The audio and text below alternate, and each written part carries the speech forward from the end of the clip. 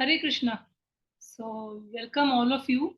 Uh, this is a virtual visit to our home, and this display that you're seeing over here. This is called as Golu. Golu means a display of the Lord's pastimes, which happens during Navaratri, and for almost 10 days, this display is at home, and it's like an opportunity to relive and remember these pastimes of the Lord. So we have taken a particular theme this year, like every year, and we will just take you through the display and explain to you what the theme is. And it will be for around, let's see how long it will, maybe not more than half an hour. So you can see that the focus is now on a particular deities. They are Srinivas and Padmavati Devi. These are made of red sandalwood, and these red sandalwood deities are given some form of some lord. So we have dressed them like Lord Srinivas and Padmavati Devi, and they are the presiding deities over here in this display, and they are there blessing everybody who is taking darshan. And we also we install them or welcome them on the first day, and for the next 9 days we worship them by doing pujas, aarti, and there are specific offerings made for them. So this way they are also called as Marapachi in Tamil. Marapachi means wooden dolls. So this theme is based on a conversation. We have named it as Divine Conversations. There are 12 alvars. Alvars means those who have dived very deep in devotion. And one of the alvar is a woman. She is Andal or Goda Devi. She is an incarnation of Bhumi Devi. So this is her conversations with the mothers of her friends and her friends in her village. So let's see what they are conversing. So this is like a dialogue, like a sambhashan between them. So we know that Goda Devi or Andal, she was always having this desire to be united with Krishna by marrying him. From her childhood, she had this desire, and she always performed her devotional service in that mood. And her father had assured her that you keep performing your devotional service, and Krishna will come one day. Now, this is not when Lord Krishna was present on this planet. This is in the beginning of Kali Yuga, but Andal always remembered and thought about Krishna as if he was present. So this is how this whole thing goes. So Andal performs many vratas, like we have heard her Tirupavai and all those pastimes many times before. So even after performing those vratas, Krishna never came. So she continues even after that particular month, after the month of Margashish, she continues to perform her devotional service and writing so many prayers, singing the glories of the Lord, and having faith that because her father has blessed her, Krishna will come someday. So by this time, she has become very weak due to separation from Krishna, and she very eagerly wishes that now it's time that she must meet Krishna. So all the mothers of her friends, different friends in her village, they come to her and they like counsel her that Goda, you should not be so restless. Have patience. Just be normal. Don't you know how Sita Devi was very patient and how she was waiting for Lord Ram? So you also be patient like that. And if Krishna has to come, he'll come one day.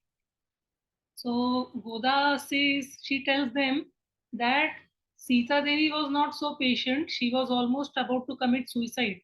But only when Hanumanji came and he brought the message of Lord Ram, she was very happy and she got the willpower to continue to live after that. But I have not got any message of Krishna till now. So it is very difficult for me to continue. So Andal thinks in her mind that I can't continue like this in this place without Krishna and hearing to all these words of advice and counseling from all the people around over here. So Andal tells them that talking to you all, it is like dumb and deaf people talking together, because you all don't hear what I'm trying to say, and I can't understand. I can't make you understand what uh, what is my mental status. So in this way, she feels that now it's high time that I must go somewhere else. I should not continue to stay in this village. So she feels enough of this, all this counseling and all the advice. She feels that I will go to Srirangam, because Srirangam is very close to Madurai, and she feels that Lord Ranganath is there, and Lord Ranganath is non different from Krishna. So she feels I will be, I'll stay closely with Lord Ranganath, serve him over there, and this way I'll be very happy. So she feels, let me go to Sri Rangam. But again, while debating with herself, she feels that no, if I go to Sri Rangam, that is very close to Madurai. So all these people of my village will keep getting my news, and not that if I go there, not that Krishna is waiting for me over there. So my status is going to remain the same. So she says, there is no point in going there. Better that I go to some place which is very, very far from here, so that these people will not get any news about me. So she feels, no, I don't want to go to Sri Rangam. It is better that I go to uh, the place where Lord Krishna is there, the place where he came in his Vidhava avatar, and that place is Mathura. So she feels that if she goes to Mathura, Mathura is very far away from Madurai. So if she goes there, the people of her village will not get any news about her, and she will also just continue her devotional service, and she hopes that she'll find Krishna there. So she tells all these people of her, the mothers in her, or the mothers of her friends, she tells them that please you all take me to Mathura and drop me there. And in Mathura, please drop me in the outskirts of Mathura, where Akrura had come, and he had got down from his chariot. So she says, drop me at the outskirts, and from there I will manage. I'll find my way to Mathura. And please know that at this time, Andar is a very small girl, not that she's a very big person. So she says like that. And then she says, then the mothers, her counselors, they say that, Goda, you're such a small girl. How can you leave your parents now and go to Mathura? It is so far. So Goda Devi reminds them that please try to remember Devaki and Vasudev, that when they gave birth to Lord Krishna, he was such a small baby, and Devaki was so broad-minded that she told Krishna that you cannot grow nicely over here in this place. So for your own good, you must go to Gokul, and over there you can grow very nicely. So, understanding what is good for Krishna, his mother did accordingly. So, I am so big now, I'm big enough to leave my parents and go. So, please take me to Mathura. Then she says, if you can't drop me in the outskirts, you can take me to the place where the Malla Yuddha took place, the wrestling arena. You can see Kamsa and being beaten up by Krishna. So she says, you can drop me at the wrestling arena, and I'll find Krishna over there. And if you don't want to leave me over there because it's a place where wrestling and all is happening, you can drop me at the shore or at the bank of Yamuna River. Because in Yamuna River, surely Krishna comes along with all his cowherd friends, and they all sport in the water of Yamuna. So please take me there. And if you can't take me to Yamuna, please take me to Kalia Ghat. Surely Krishna will come to Kalia Ghat. So hearing this, the mothers, they say that Goda, this Kalia Ghat is such a poisonous lake. It is not at all safe to go there. So she says, I am already poisoned over here by the feeling of separation from Krishna. So what will that poison do to me? That this poison is worse than that. She feels if I go there, even if I get poisoned and fall unconscious, Krishna will come and he will, if he touches me, I will be cured of all my diseases. So take me there. Then she says, okay, if you are so worried about the poison in Kalia Ghat, you please take me to Bhandiravan. So you all may remember this beautiful forest, Bhandiravan. We always go there during Vrindavan Yatra. There's a beautiful banyan tree and a beautiful forest which is still present. This is a place where Pralambasur was killed by Balaramji. So she says that Krishna, Balram, and all their friends come to this place called Bhandiravan, and you can also see over there peacock and deer and some birds over there. So this is Bhandiravan. So she says, take me there. And if you can't take me to Bhandiravan, at least drop me to Govardhan. This Govardhan hill is not different than Krishna. It's a very beautiful place, and I'll be very happy just staying near the Govardhan hill. I can even live there like a hill tribe. So you can even see a tribe hid behind over there in the hill. So she says, I will live like that over there. So the listening to this, the mothers, they say, Goda, you have been brought up in Madurai. How can you live like a hill tribe in Govardhan? So now she tells them that, see, this, please see the Brahmana Patnis. What did the Brahmana Patnis do?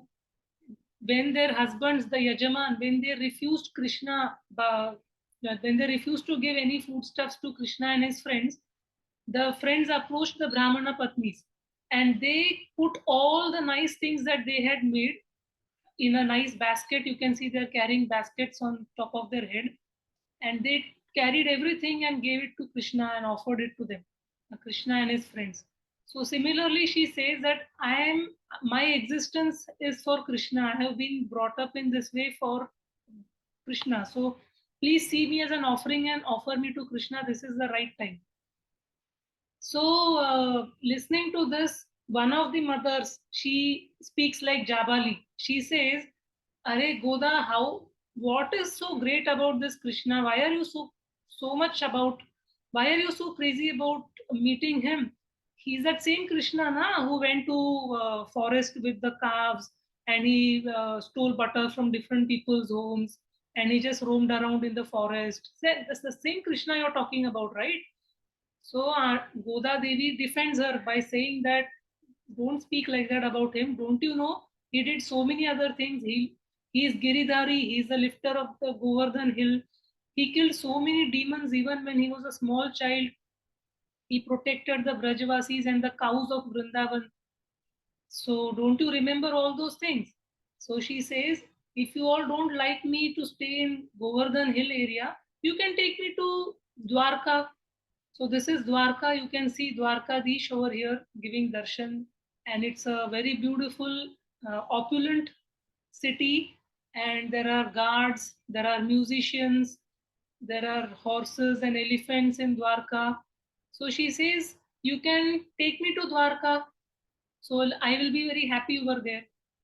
So after seeing all these things, Andal feels that no, I think this is not the right thing for me to do. I have been brought up so nicely by my parents, and this is, if I run away like this from home in search of Krishna, this will bring bad name to my parents. So I don't think I should do like that. So you see over here beautiful dolls of Andar and Krishna. So they have been gifted to us by Ujjwal Radhe, who is listening to this whole display right now, and really thank her for this. So this Andar, she then thinks that okay, it is not appropriate for me to go to Mathura, Vrindavan like this. Um, so she also knows that if I don't go, Krishna is going to come and take me one day from here. But she doesn't want now she doesn't want to run away from here and go like that.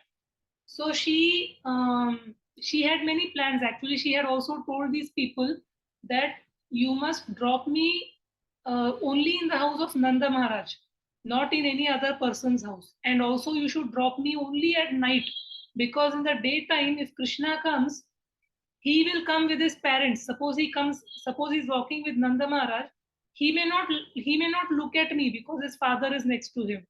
So please drop me at night time, because at night Krishna is never at home. He just puts some pillows, covers them with bedsheet and runs out for his pastimes. So I will meet him at night. So many things she tells all the counselors in her village, but then she feels in the end that no, I don't think I should run away like this. It will bring bad name to my parents and the village. So she says that yes, what you all are saying is correct. I don't even have strength to walk to the nearest temple from here, and Mathura is very far. How can I go there? So you all please, you are very healthy and you are able to go to far distances. So you can go to Mathura, you all go there. You can go to Mathura, Vrindavan, and please bring some things of Krishna, some like we say Maha things used by Lord Krishna, and bring them for me. So if I get any of the things that are used by him, then I will recover from my disease. So she lists out certain things that she desires to have. She wants pitambar that is used by Lord Krishna. So you can see a piece of pitambar over here, the yellow dhoti. She says, if you can bring that, I'll use it like a shawl. And just by touching the cloth used by Krishna, I can recover. Then she says, otherwise you can bring his Vanamala for me, the Vanamala that Krishna is wearing. And after he wears, he will discard that Vanamala. So you can bring it for me, that Maha garland. So if I put it on myself, I will be cured of my disease. Otherwise, bring the Tulsi garland that he wears around his head and in his neck. So if I touch that Tulsi garland, I will recover. Or else she says, bring the dust of his lotus feet. Wherever he walks in Vrindavan, there is so much dust. Wherever he has walked, please bring the dust. I will apply that, I'll smear that dust on myself and I will recover.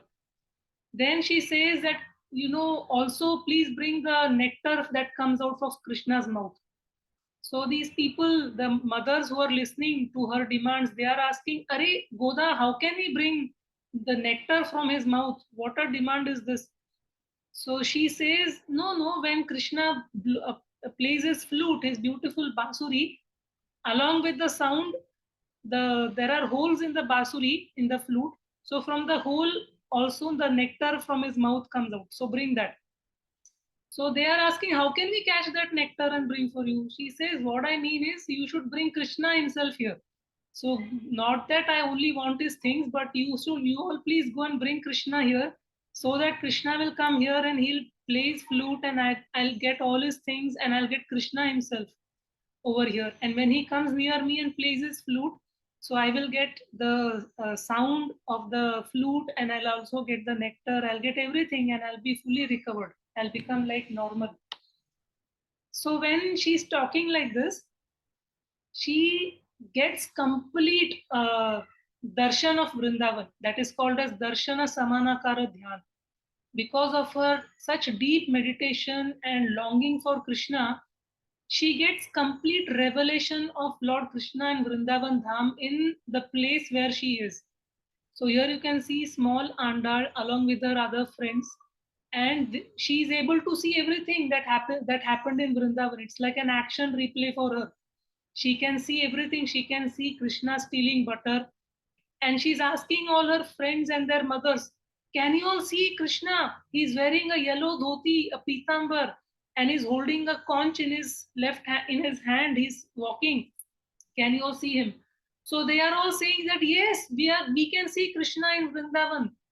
So she says, can you see Krishna who is stealing butter? Yes, they say we can also see Krishna. He's stealing butter.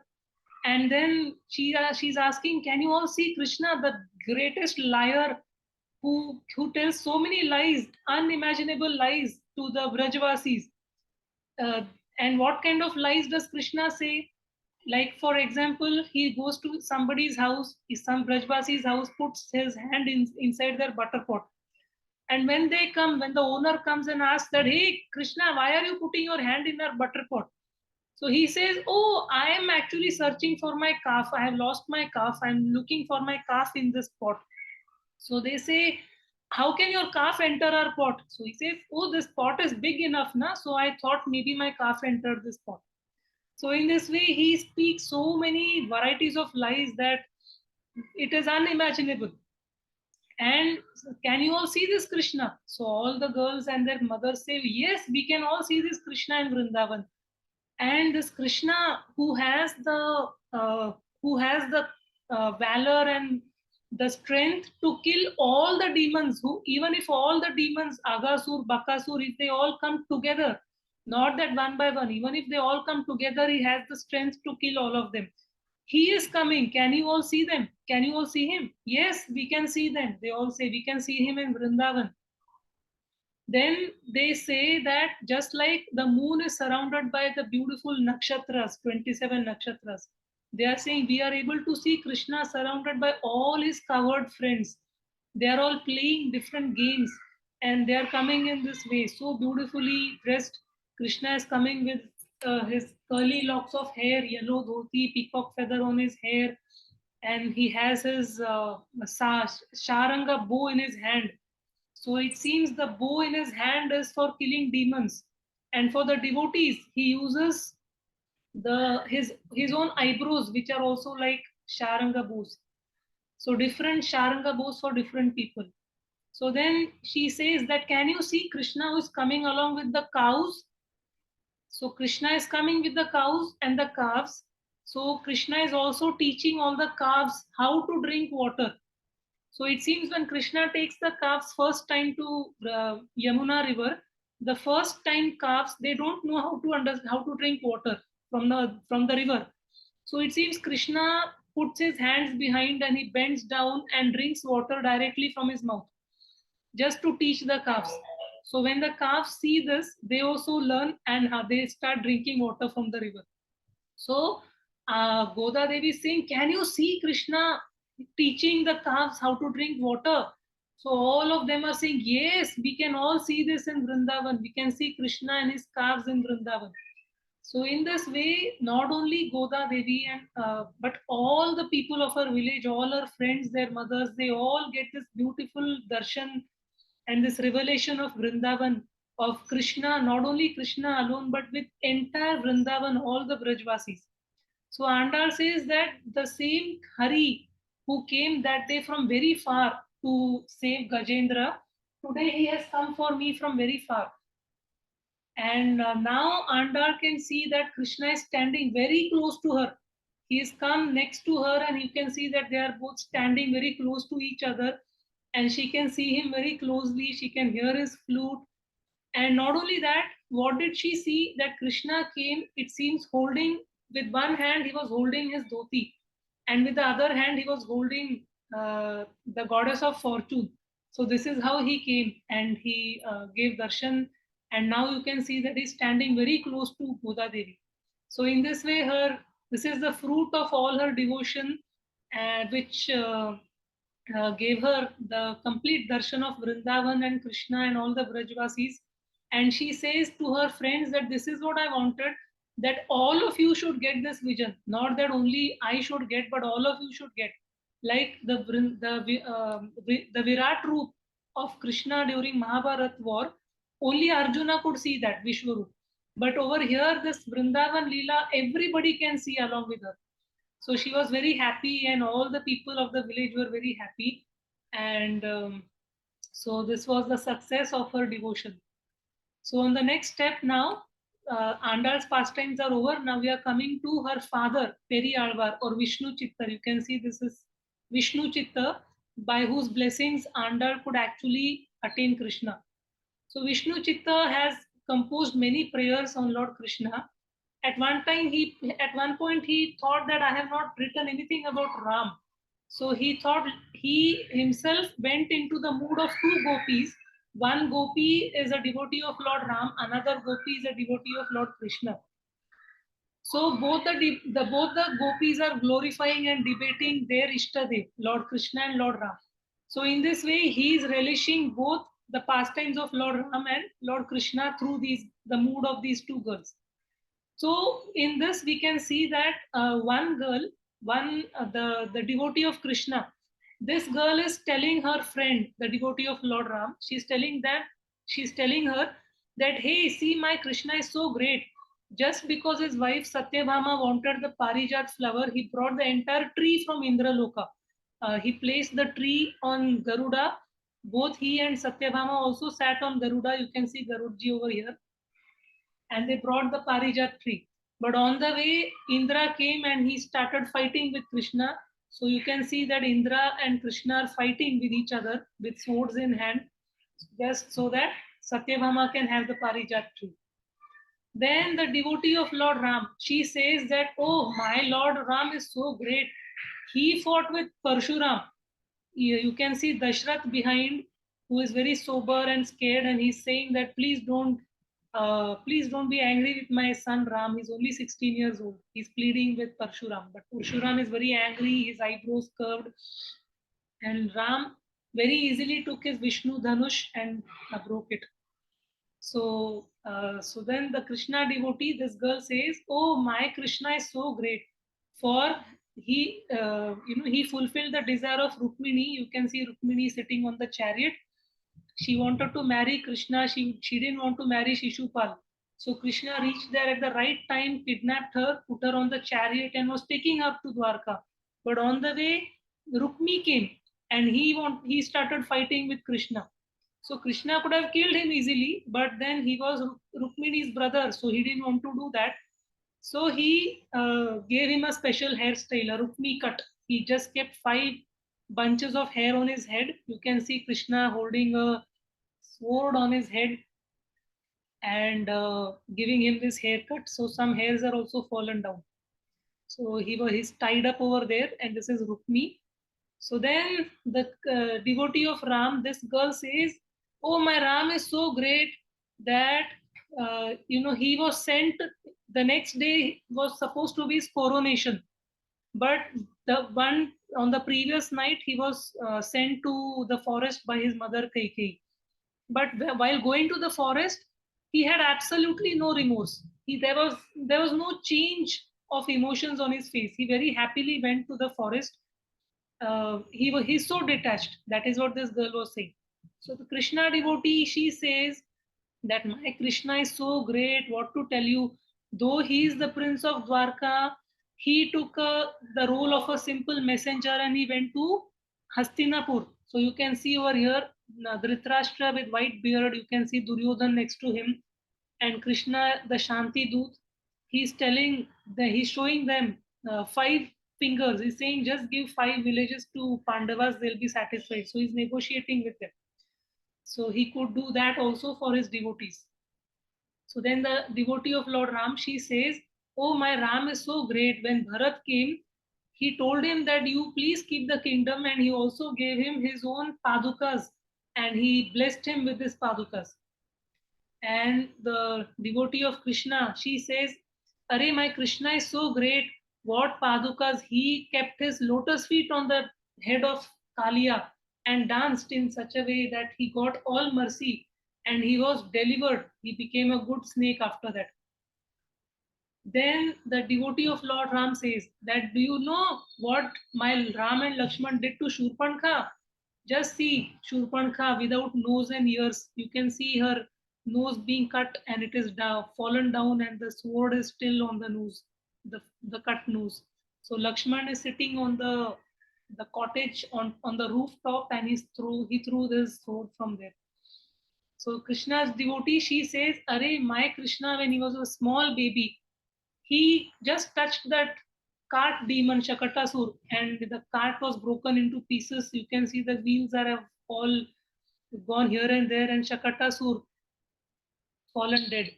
You can see this baby Krishna's merry-go-round for his play. And then the Ram devotee, she says that my Ram is so great that just with the help of Vanaras and some squirrels, he built a huge bridge to go to Lanka, and he killed Dashan and Ravan. So in this way, this debate begins with Krishna and ends with Ram. So in this way, they both are actually glorifying Lord Ram and Krishna. So this now what you see is this is another conversation also again of Andal Goda Devi, where she's telling her friends that anybody who is chanting the holy names of Lord Krishna, anybody who is glorifying and performing devotional service, in that entire village there will be lot of prosperity, and there will be lot of rain, and because there will be lot of rain, the harvest will be very good. You can see the harvest is very good. There'll be lot of fresh drinking water. So you can see over there the woman drawing water from the well. There'll be many lakes and rivers filled with fresh water, and she talks about all kinds of living entities that will be very happy. She says that the bees will get lot of nectar from the flowers, the fishes will have lot of fresh water to swim in, and the cows will give lot of milk. You can see milk is pouring down, overflowing from the pot. So there is not even enough time to change the pot. The cows give so much milk, it seems, in a place where uh, the devotional service is being performed, where the holy names are being chanted, that before they change the pot, the lot of milk is overflowing from the cow. And you can see the bullock cart where they are carrying all the harvest from the fields. And here now, so there is a lot of economic development that is happening, but green revolution, white revolution, everything is very good. Even the insects, fishes and birds are very happy. There is enough for them. So all the living entities are taken care of. So when there is a lot of economic development, the next important principle for humanity is to give charity. So here you can see Nanda Maharaj and Yashoda Mai. So Andal also glorifies Nanda Maharaj by saying that he was a very, very charitable person. It seems he gave so much charity to people that people would come and they would take charity and they would say, enough, enough, please, we can't handle more. But he would still keep giving more. So you can see people who have received a lot of charity and now they're taking it back with them. You can see grains, pulses, dry fruits, rice, dal, lot of coins, money and gold and cloth. And also he made arrangements for a lot of fresh drinking water for the people. So Nanda Maharaj was very charitable, and a lot is being spoken about his charitable nature by Goda Devi. So this has been displayed over here. So whoever hears these stories, there is also a Falashruti, that the stories that we heard, the pastimes of the revelation of Vrindavan Dham to Andal, she gives a very beautiful Falashruti that whoever hears this, they will have no troubles in this world. They will live very happily in Vaikuntha. So similar Falashruti is there even for the pastimes of this uh, devotees who are debating about Lord Ram and Krishna. So there will be a lot of prosperity and very good relationships and peace of mind and happiness even in this world. Not that people will be happy only after going back to Godhead, but even while living in this world, people, not only humans, all species of life are going to be very happy. So this is the Falashruti. So let's celebrate all this. And now that darshan, what you are seeing is, this is in Kanchipuram. This is an annual celebration that happens in Kanchipuram called Garuda Sevik. Lord Varadaraj, he comes on the back of Garuda, and it's a very huge procession. Thousands and lakhs of people come to attend this procession. The many groups of devotees chant all the four Vedas. They chant the Divya Prabandham. There is Nadaswaram, that means the musicians, and you can see horses, elephants. There are people who are offering their obeisances. So it's a very beautiful procession. It looks so royal and full of devotion, and the Lord looks like the king, when very majestic he looks when he comes out in this procession. And you can see this over here. So this is the kind of display that we have tried to do this year. And I wish and I pray that all these blessings that and the falashruti that have been given by Goda Devi and our father. May that Falashruti also be um, for all of us, for all of you who are listening online, and may you all be very prosperous in devotional service and material life, and also be very happy. Hare Krishna. Thank you very much for being with us in this online virtual display.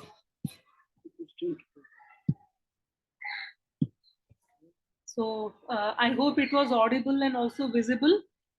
If you would like to ask something, you can please unmute and ask.